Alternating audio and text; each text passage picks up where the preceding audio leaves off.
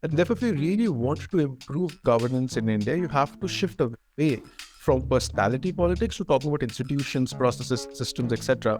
Hello, everyone, and welcome to a brand new episode of the Indianaut podcast, where we interview some of India's next best analytical and creative minds who are not only revolutionizing their own field, but at the same time transforming India's entrepreneurial ecosystem one step at a time. Our guest for the day is the author of Caged Tiger, a book about how too much government is holding Indians back. An economist by training, our guest received an MPhil in economics from the University of Oxford on the Rhodes Scholarship. He is currently a part of the leadership team at Klub, a fintech platform focusing on growth capital for brands through revenue-based financing. Our guest has also published several articles in leading dailies like the Times of India, Hindustan Times, and Indian Express. We have with us Subhashish Bhadra. Let us jump right into the conversation. Hey Subhashish, I hope you're all settled in. Yeah, glad to be here. Thanks for inviting me. Awesome. Let's get started. So Subhashish, before we talk about the topic of the day, we'd love to learn more about you in your own words. So tell us your Indianaut origin story. Absolutely happy to. So I am a Navy kid. Father was in the Navy, therefore ended up growing in across a whole bunch of cities in India, but spent a whole bunch of time in Delhi. Ended up doing well academically. That gave me the opportunity to study at some good institutions, also obviously combined with my pre-existing privileges of where I was born. So at some point I found myself in England, and at that time decided to come back to India and start building home India network, who at that point was setting up their work on digital identity and data privacy. I thought, hey, this is something interesting. We'll get the opportunity to build out a new area of work. So came back, worked on that for 5 years, got to work with some amazing people, build something new, etc. And then decided, let's probably get deeper into building and let's join a startup. So that's what I have been doing for the past year and a quarter at this point. And somewhere along the way, this book came along, which I'm sure we can speak more about going forward. Awesome. Before we start talking about the book, Subhashish, I'd love to deviate a bit and zoom in on your time at England. And specifically, your accomplishment of receiving the Rhodes Scholarship to study economics at Oxford University. So, for our listeners who don't know about this, the Rhodes Scholarship is actually the oldest graduate scholarship program in the world, and it is considered one of the world's most prestigious international scholarship programs. So, Subhashish, what was the application process like for you, and what advice do you have for other aspiring applicants to the scholarship? Got it. So the application process is fairly simple. There are essentially two pieces of writing that really matter. One is your CV, one is your statement of purpose. After that, you get into the interview rounds. There, depending on that year, there might be 2 or 3 interview rounds, some technical, some more general, etc. And at some point, then you get into the final round. At the final round, you have your recommendations, which count a lot more, but you also have kind of this big panel where people interview you. So it's a couple of documents, a couple of rounds of interview.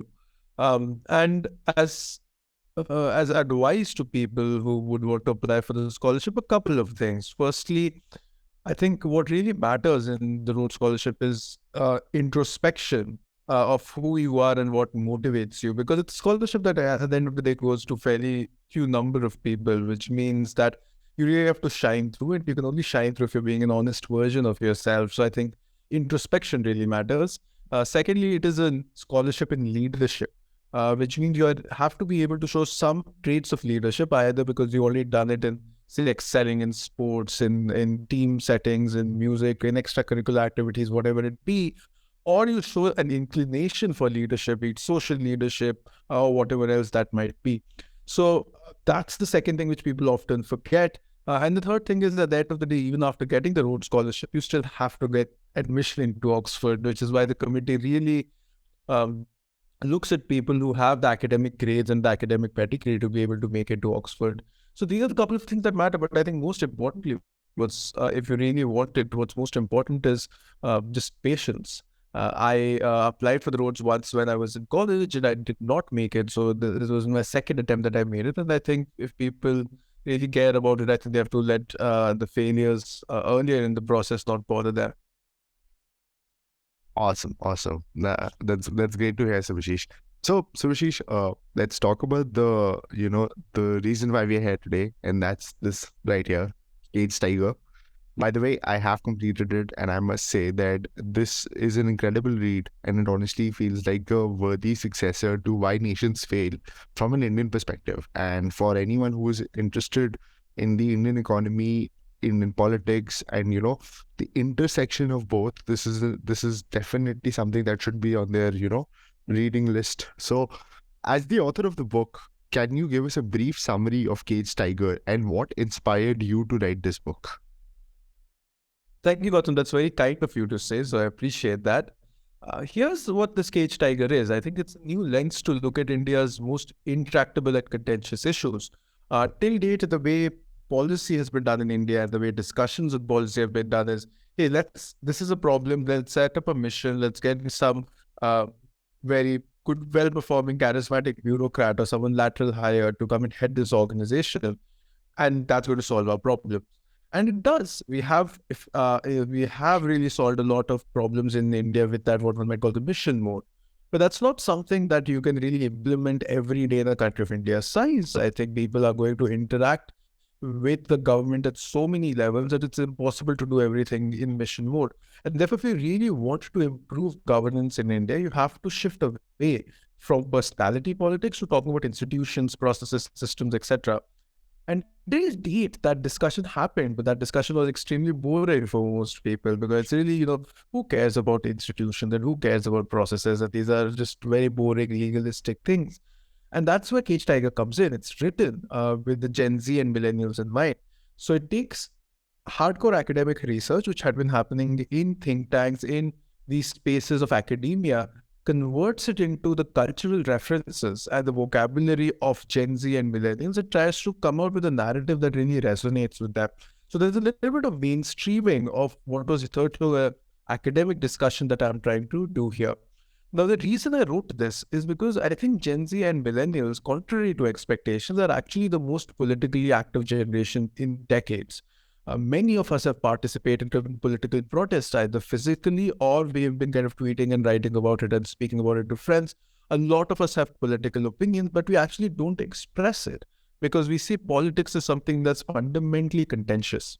And I don't think it needs to be. I think there is a way to talk about politics with taking out all the kind of personalities and parties and all of that out of it. And this is what I'm trying to do with the Cage Tiger. Trying to talk about politics. I'm trying to talk about India's issues without really taking a political lens in that sense.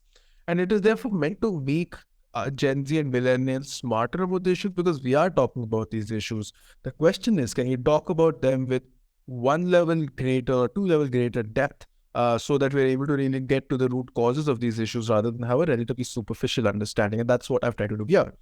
Now, what inspired me to write this book was that in that 5 years that I spent in public policy, I found myself sitting at the intersection of different worlds. On one hand, I was working with these really smart people in think tanks across India.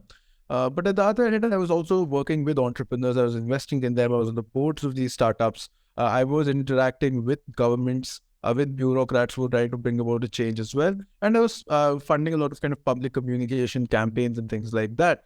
And I said, look, there's something unique that I'm experiencing by virtue of being in the middle of all these worlds, that I'm experiencing what it is to like build a business. I'm experiencing what it is like to be in government. I'm seeing what the public communication campaign looks like. Can I really merge these worlds in many ways? Because I acknowledge that not too many people have the privilege of sitting in the position that I was sitting in.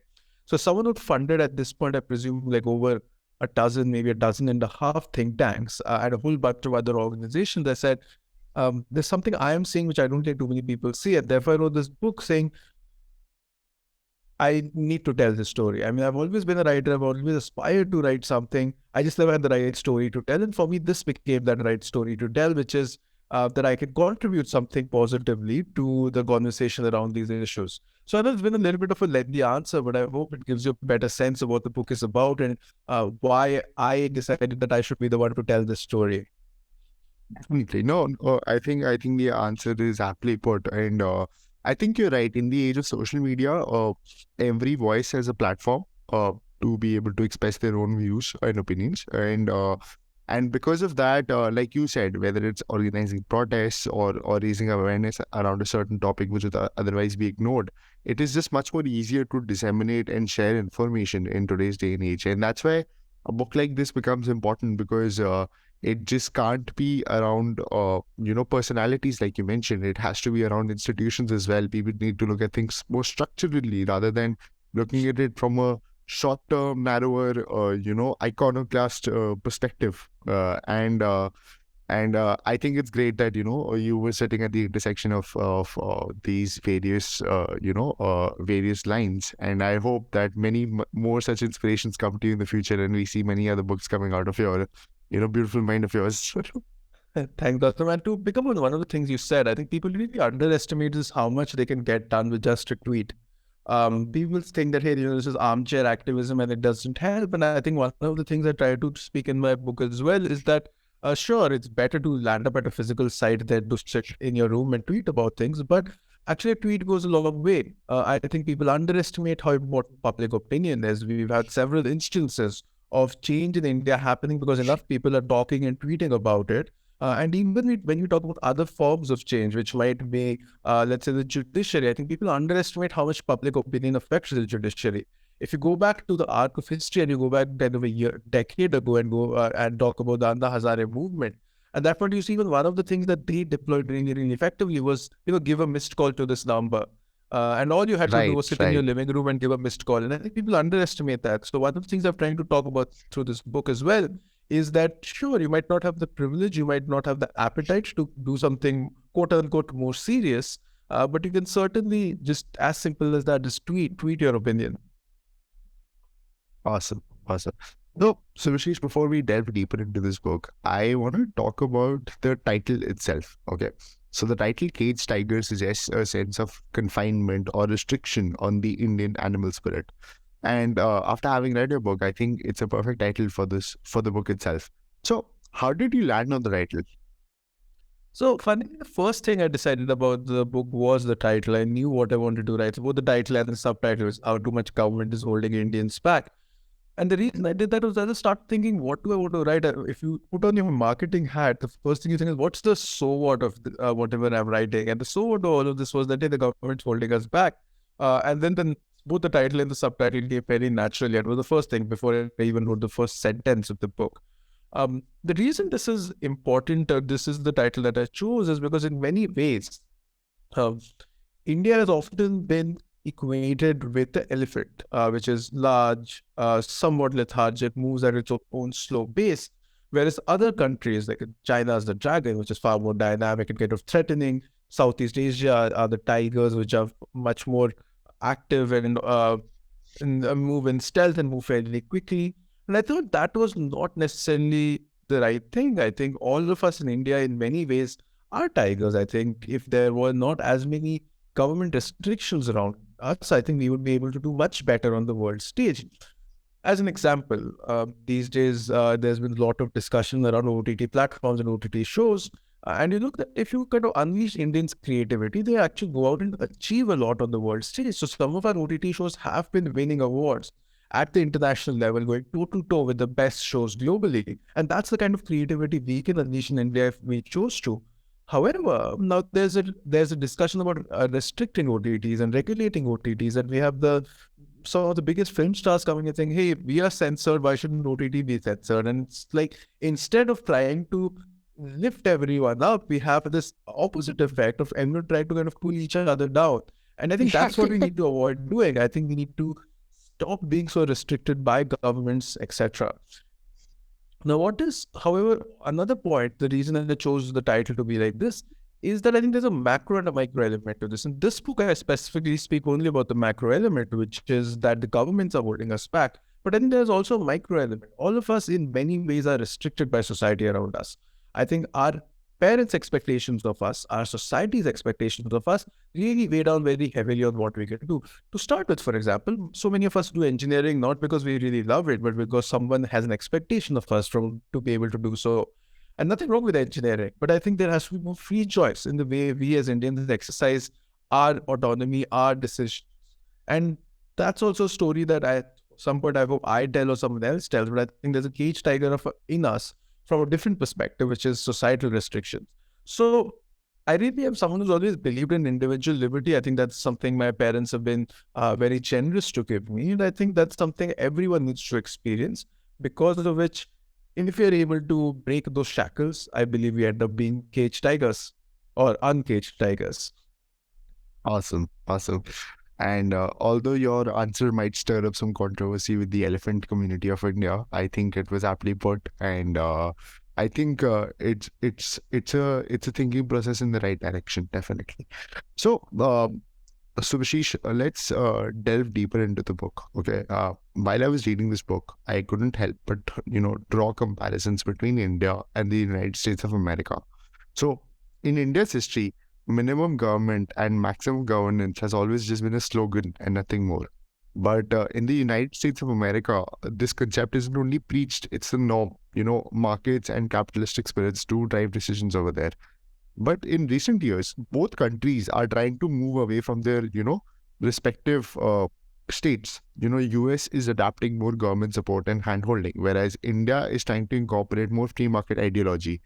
And the same has been mentioned by you in your book too. So, what are your thoughts on this changing narrative? Thanks for that question, Gautam. I think it's an interesting one, because I do want to challenge what I might perceive as somewhat simplistic notions of free and not free, both in terms of economy and otherwise.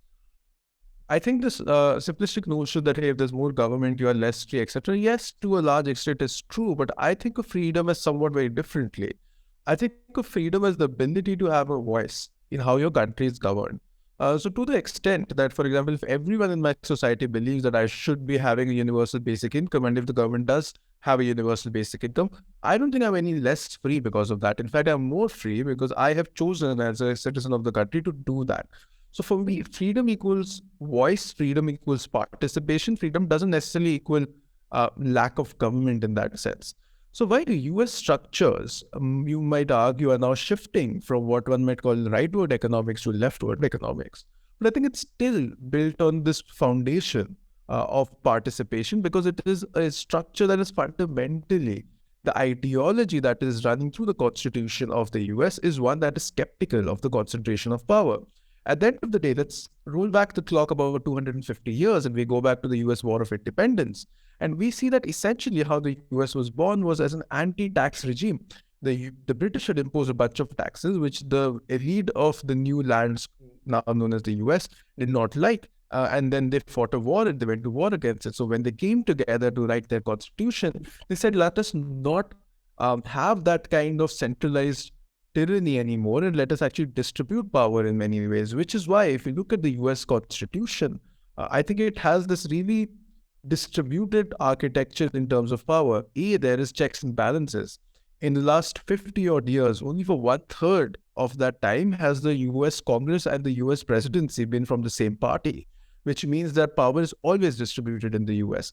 Secondly, the US Constitution is very rigid. When they came together to write it, they said, look, we don't kind of necessarily trust what the tyranny of the future will be, so let us actually make it extremely rigid, which means that in the 240, 50 odd years that the US has been around, the Constitution has only been amended about 27 times. India, meanwhile, in 75 odd years, has amended its constitution over 100 times. So you see that they came up with a rigid constitution because they distrusted the ability of future generations to concentrate power. And thirdly, even though the US president is called the most powerful man on earth, funnily, that person isn't. They actually have very restricted powers. They cannot declare war. They cannot decide their tax policy. They cannot even choose their own cabinet members. They have to wait for Senate approval for that. So in the US, in that sense, it's based on this skepticism of power, because of which even now, as they are, transitioning the actual content of their policy, I think the way they have to do it has to be consultative, has to be democratic, and there's an ethos of participation that runs through their institutions. Whereas when you kind of talk about it in India, funnily, the Indian constitutional apparatus is actually built quite in the opposite way. And the most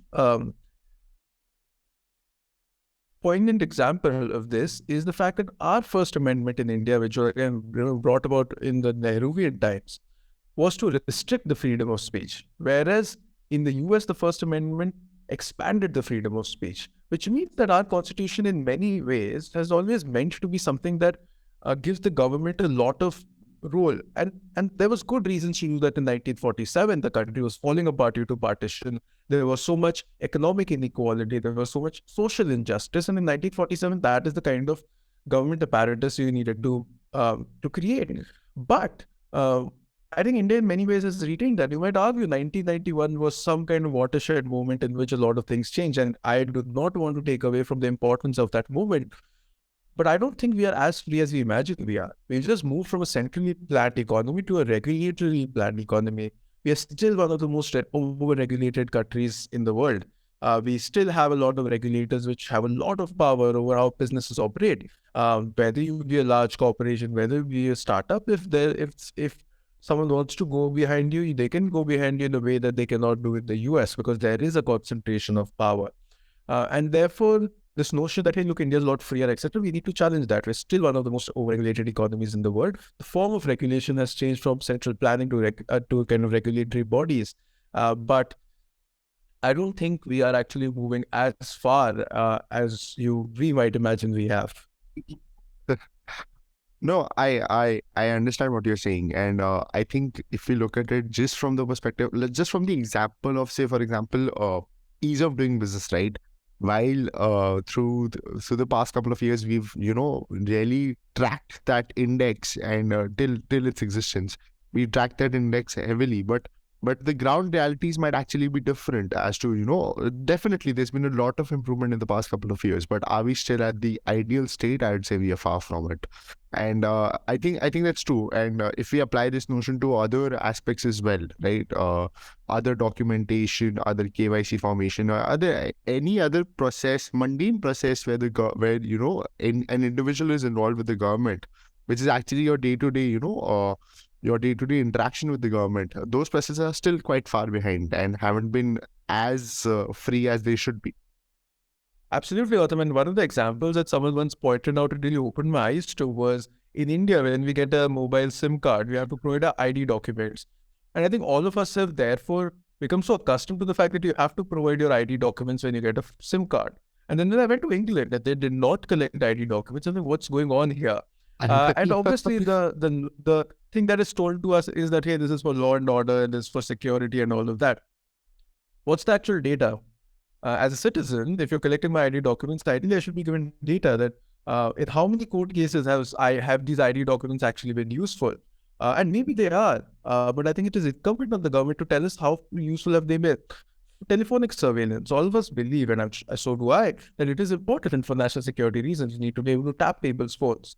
But how many of those tappings have actually been used in court as evidence? And I think we need to know that ratio. If it's even 20-30%, I'm sure all of us would be more than happy to say, okay, go ahead, tap my phone.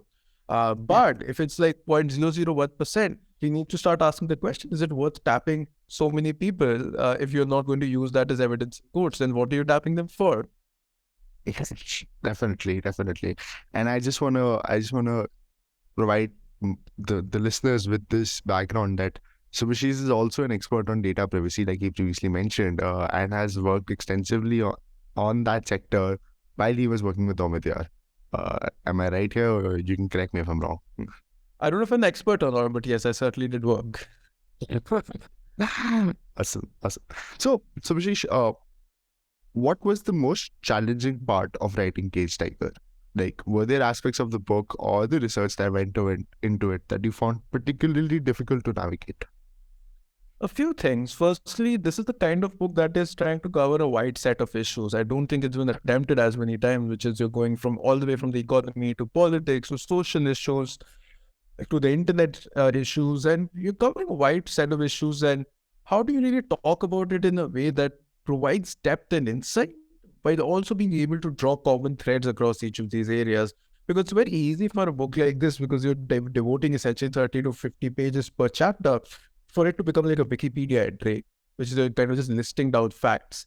How do you write this in a way that's insightful to the audience, while at the same time you're covering so much ground, was one challenge. The second challenge was to genuinely keep politics and ideology out of it.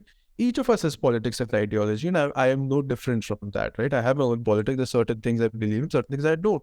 How do I keep my value systems out of it? How do I keep my thoughts and my perceptions and my hypothesis out of it? Write it in a way that is genuinely neutral, both in tone and in content. Was the second difficult part, because I don't think it's easy. Lots of people claim to be apolitical, claim to be neutral, but I think it's just very difficult to pull off.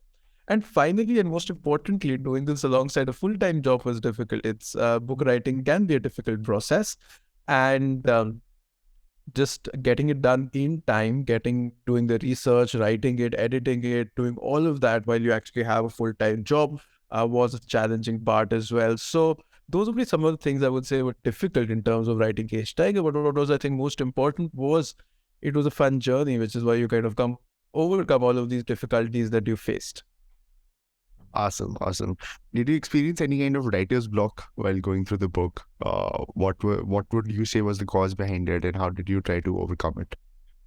I wouldn't say I experienced writer's block. I think there was, in fact, far more that I wanted to say, but I also wanted to keep the book at a reasonable length. So at some point when I started hitting like 19,000 word limit, I said, there's no point writing anymore. So at that point I stopped. However, what I did experience at the end of it was just the feeling of kind of having left everything on the field.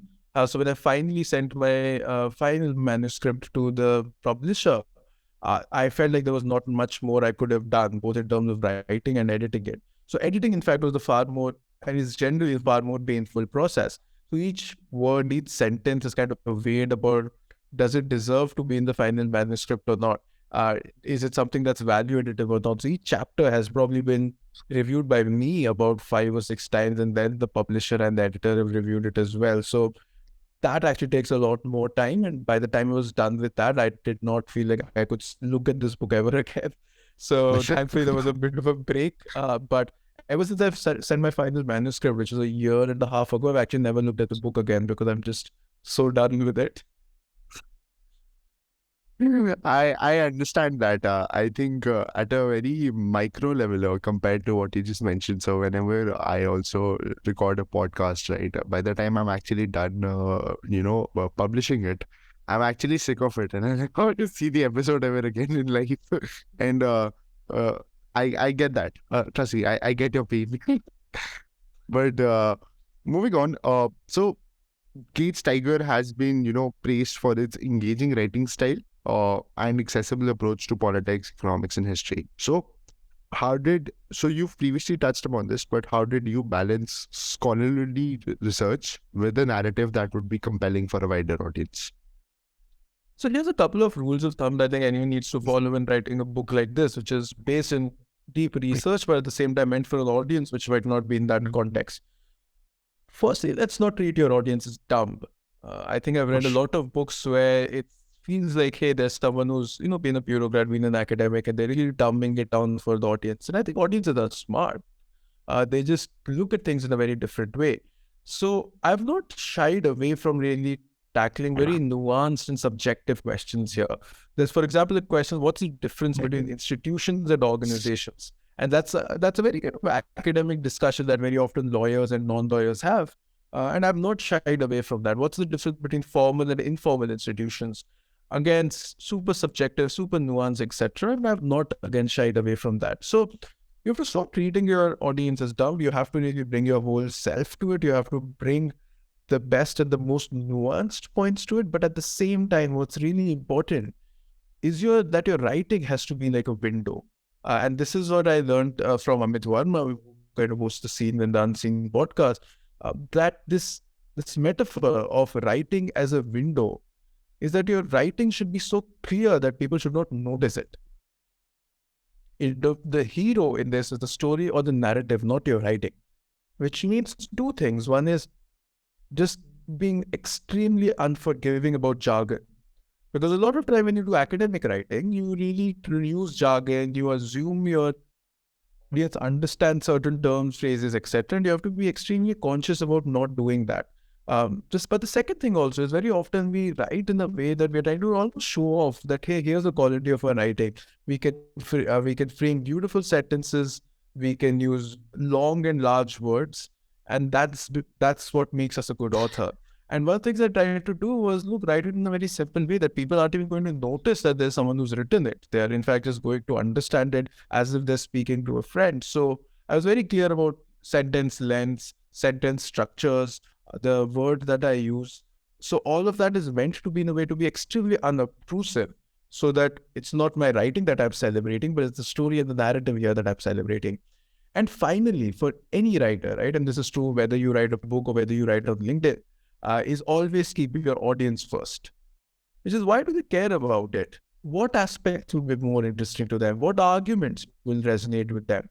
Because that's how you really start building something that's engaging. Otherwise, if you write from your point of view, which is to say, hey, I've got all this tons of knowledge and I'm going to dump it into this book, then that book is written for your ego. It's not written for your audience. If you are really using the book as an instrument of change, and which is what I'm trying to do here, which is try to use this book to catalyze a certain kind of discussion. If you do that, then you're supposed to write it in a way that motivates the audience, not massages your ego. So that's the final thing that I would say one has to keep in mind. So if I want to recap that, it's A, don't treat your audience as dumb, really bring the most sophisticated and cutting edge arguments there. Secondly, write as if it's a window. Don't let your writing get in the way of clarity. And third, keep your audience first. Think about what will make this engaging for them, not yourself. Awesome. Awesome. Thank you. Thank you so much for that, Subhashish. Subhashish, I have one last question for you. Besides this book, you've also written for a lot of leading dailies like the Times of India, Hindustan Times, and Indian Express. What advice do you have for aspiring writers who are looking to, enter into the industry or want to break into, writing their first novel per se or writing their first book per se? So, a few things. Firstly, we've, I think, as a society, democratized content creation to a large extent. Content creation can obviously happen in terms of writing, can be in terms of videos, reels, whatever else. I'm going to use a narrow window or narrow frame of writing to really talk about this. Firstly, even writing can now happen in many, many different forms. There's writing. A tweet is a piece of writing. A book is a piece of writing. So those are two extremes. What's most important, in my opinion, is to not be beholden to any one form of writing. Practice your craft. If you're really good at writing a tweet, trust me, you are a better author already, because you know how to really punch in a lot of information and insights into a few hundred characters. For me, that was LinkedIn. I write on LinkedIn at least once or twice a week. And that helps me really hone my craft. If you see my book, in many ways, the writing style is almost similar to what I actually practice on LinkedIn, which is you start with something that's compelling, then you peel a couple of layers of that onion and really get to the crux of the matter. That's a structure that I actually practiced and honed and figured out does actually well on LinkedIn. So practice your craft wherever you get the opportunity to. Secondly, experiment with different forms and styles to figure out what fits best for you, as it should be easy for you to write, and for your audience, that it should be interesting for them to read. What I mean by that is, even on LinkedIn, I often try different pieces of content, different structures of writing things, and try to figure out what's actually working well, what's not working well. On social media, you also have the additional vector of time. So you'll see what time of the day are things working, etc. So spend a lot of time experimenting, understanding what works for you, what works for your audience, where are you most effective. But finally, I think you have to push yourself to say something that is unique. Probably less important when you're talking about tweets and high velocity, high volume kind of writing. But if you're talking about something like a book or even an op-ed, you have to push yourself to say something that's unique, because that's going to be the way that you will have the middleman, which is either a publisher or the opinion page editor, sit up and take notice of this. If it isn't differentiated, you should probably see it on a more, Twitter and LinkedIn, that kind of a platform where I think chorus matters a lot more.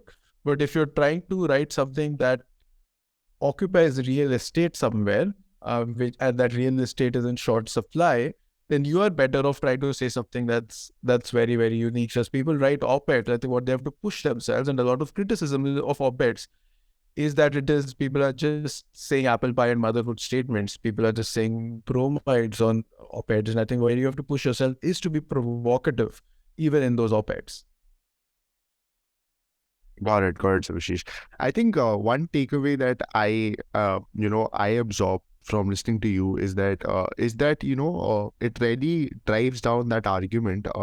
Argument's the wrong word. It really drives down that opinion that I believe I'm paraphrasing, but it goes like, if I had more time, I would have written less. And I think that's important, right? You have to be really concise. You have to be really crystal clear with what you're saying. And at the same time, like you said, you shouldn't beat around the bush. You should share your opinion. You should not be afraid to put out your own point and not just, act as a summary of, gathering information from 5 different sources. I get that. Yeah, and even if you're summarizing, instead of summarizing, synthesize it. In many ways, I would say Cage Tiger is not. People have said many of the things in the book before. They've just not said it in this way. They've not brought these connections. So I think synthesizing becomes important. But as you rightly said, I think writing less is often far more challenging than writing more. In the book, you can get away with writing more, but especially on social media, I think it's unforgiving. You only have people's attention for so long, and you can only do so much in that time. So yes, you really have to focus on being extremely brief. I think a lot of content creation has now, revolves around how short of an attention span we as a species have now, and due to social media. And it is very important to actually grab that attention within the first 30 seconds and then, keep them hooked, essentially. And I think that's critical now. To push back on that, however, I do think there's a counter argument that now, because of this entire ocean of short form content, there's now suddenly a craving for long form content all over again. If you look at again Amit Verma and his podcast, The Seen and the Unseen, and it talks about serious issues, but it's only been becoming longer and longer. And I was speaking to him recently, and he did say he's not seen any drop off in audience. Now his podcasts have some 4 or 6 hours of recording, and they're extremely long episodes, but he hasn't seen a drop off.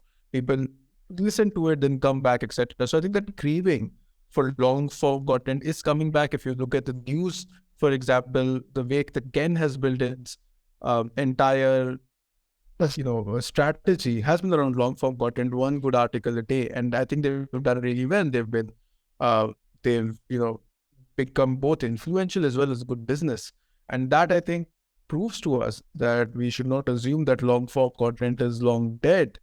In fact, it's probably seeing a renaissance sorts. No, I agree with you there, but I think more than long form content, I think what people are looking for is to move beyond the superficial and focus on depth. So if I'm listening to a 4 to 5 hour conversation, whether it's a podcast that my Joe Rogan or Lex Friedman or any other person or from India or all over the world, I think I'm looking for the depth in that topic that it would otherwise be difficult to find from a randomly searched Google article, for example, right? I'm looking for depth, I'm looking for expertise, and I'm looking for the actual emotion to come out there. And I think that's what happens in long form content, whether it's written or whether it's podcast, that people crave that. But at the same time, I also feel that on a day-to-day level, people, whether it's doom scrolling or whether it's that, short form content is they both have a place simultaneously, but it's just both of them also have a very different approach to them. Short form content is basically grabbing attention in the first 15 to 30 seconds, whereas long form is to provide depth beyond the superficial. For sure. Awesome. Thank you so much, Subhashish, for joining us today. It was absolutely wonderful having you here, and we wish you and the Cage Tiger the very best for the future and expect to see many more books coming from you. Thank you so much, Gautam, and it was a pleasure speaking to you as well.